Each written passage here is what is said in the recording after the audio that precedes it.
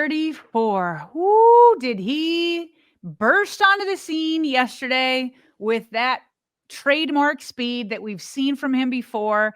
And what's funny is we saw it in the preseason games. We saw that he was back to his full speed. He was on our show over the draft and he said, just watch this movie. And he just needed a chance. And yes, the Ravens have Derrick Henry, obviously, and you do not want to take him off the field very often. But they also kept Justice Hill above of Keaton Mitchell. And Justice Hill has been great with pass protection, and he's speedy too, but he's not as speedy as Keaton. And as we now are seeing the way he just completely, Bobby, we go into the fourth quarters, especially in 2025 when the Ravens have a lead and everybody gets nervous. And the Ravens want to be able to lean into their run game in the fourth quarter to just eat away at the clock and just snatch the souls of defenders. And this season, they haven't been able to. And we even saw a moment there where they try to run Derrick Henry up the gut at the goal line. He hit a wall and he had to bounce to the outside.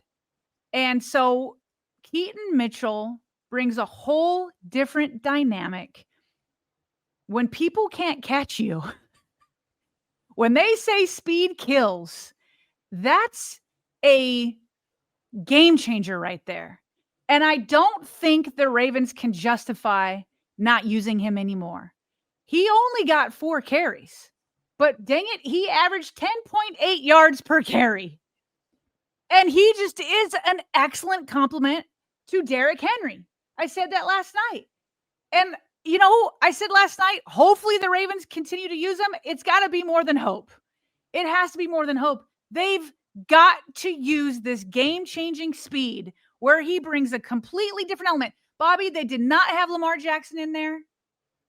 They didn't. They were in the fourth quarter. They turned to him, not just Derrick Henry. And here's this third person that can change the game for you. You got to continue to use it. It can't be hopeful anymore. It's just do it. Go out and do it.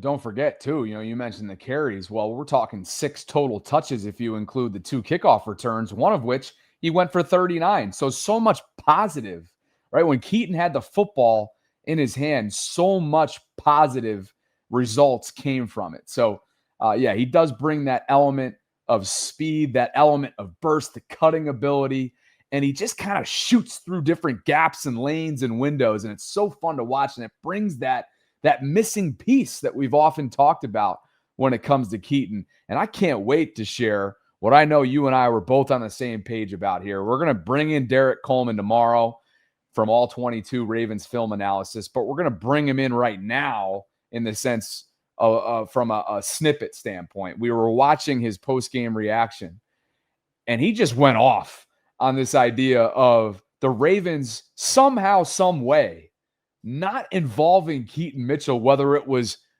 listing him as inactive on game days earlier this season, Sarah, or just limiting his overall touches after after an entire preseason of hearing that he, like you've already alluded to, hearing that he clocked like pre-ACL speed, right? Hearing that he was lightening it up in training camp, watching him light it up in the preseason. And it's like, why? Like, we get it. There's a lot of mouths to feed, and you've got King Henry, and we know that the ever-reliable Justice Hill has earned the right to be a guy within this offense. And apparently Rasheen Ali was the guy from a special teams perspective. But nobody that I just mentioned quite brings the dynamic element that Keaton does to this offense. And you already know Derek Coleman was happy at the end result yesterday. But at the same time, Sarah, running a little bit hot in terms of how we got here to begin with. It makes me confused and frustrated, to be honest with you, in that he only had 3 carries before today's win, and that was in the loss to the Texans. He was inactive for multiple games. The reason or justification from Harbaugh was he doesn't play on special teams. I mean, we heard from so many people in training camp about how dominant he was, how impressive. Ken from Film Study Ravens even said, he's been the best player in training camp.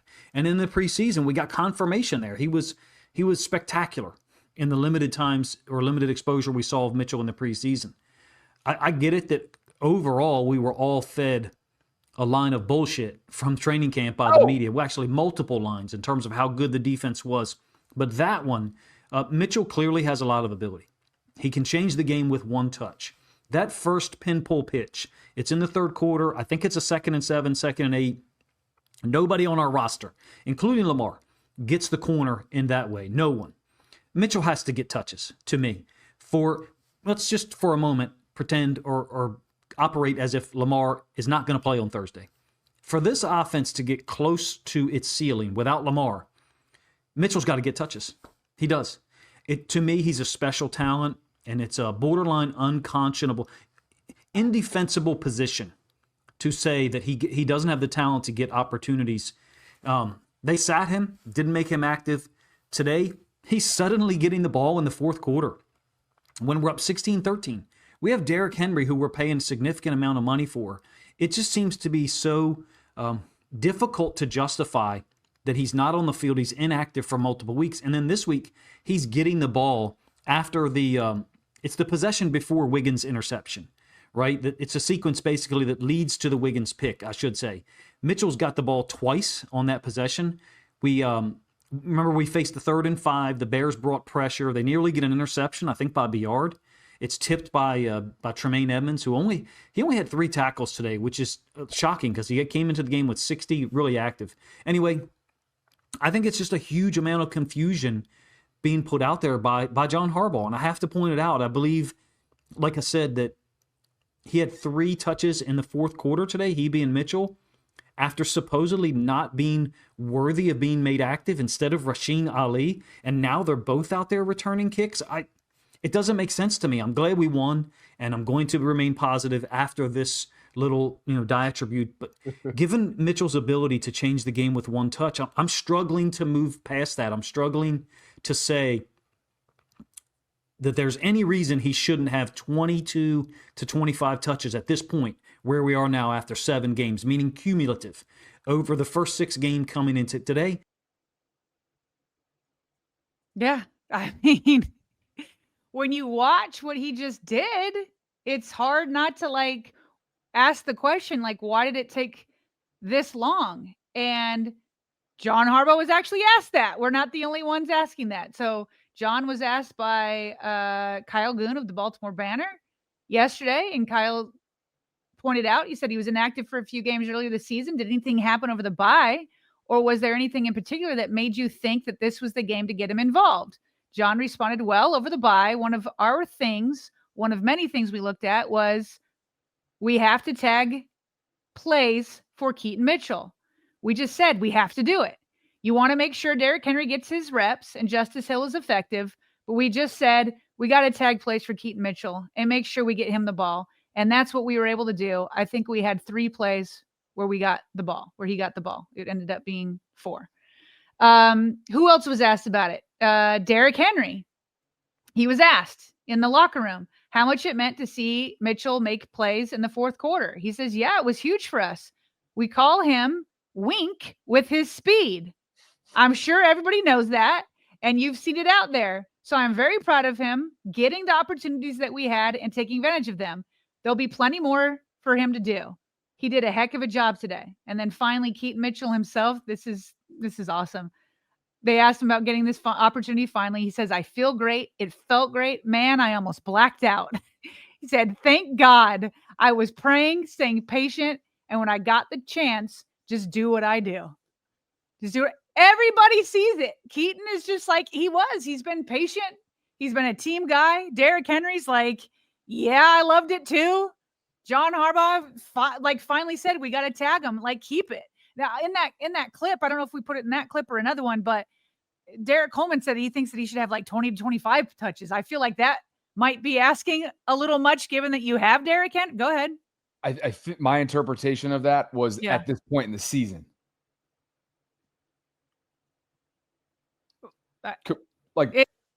The total of what he's asking for at this point in the season, not per game. Oh, okay. That he should have 20 to 25 by now?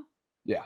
Oh, well, then I'd say even more than that. Then I was going to go the other direction. You're just So asking for something. he's asking for something. more. Yes. Okay. Thank you for clarifying that. So, yeah, I don't know because listen, they were saying special teams. I remember Todd Monken maybe all the way back in minicamp, he said it's going to be tough to do it. And it could be special teams reasons. It could be like he needs to block better and pass protection. But like, how do you not, as John Harbaugh said, tag him earlier than this? And am I missing something? Is Derrick Henry like terrible on third downs and pass protection? Like, if you're looking for new personnel packages so that you're not being so predictable and putting Justice Hill out there almost all the time on third down to do pass protection, like, why not be able to put Derrick Henry out there? Why not put Keaton Mitchell sometimes on first down or whatever? Like, yeah, tag him some more. Was it based off of the way he was running? Wait until basically the fourth quarter to call his number. Let's make some in sooner. And maybe he won't black out as often. Maybe he won't black out because it'll become the norm. I mean, he talked about almost beating the safety. He's like, oh man, I thought I had the safety, but I got what I got. Like, just keep giving him chances to change the game. Heck, even if he doesn't stack up against some of your others and from a special teams perspective, and maybe the occasional issue or deficiency from a blitz pickup, which is what you were just referenced, keep giving him chances to return kicks. I mean, he's going to put you in a position that's going to be made up that's going to be made up. You're going to make up for some of those deficiencies if you start in your own territory, if you start closer to midfield, Sarah, if you start, with that type of field position. And then not to mention some of the unpredictability that his sheer presence alone, even if you aren't going to directly involve him in a play, will give you.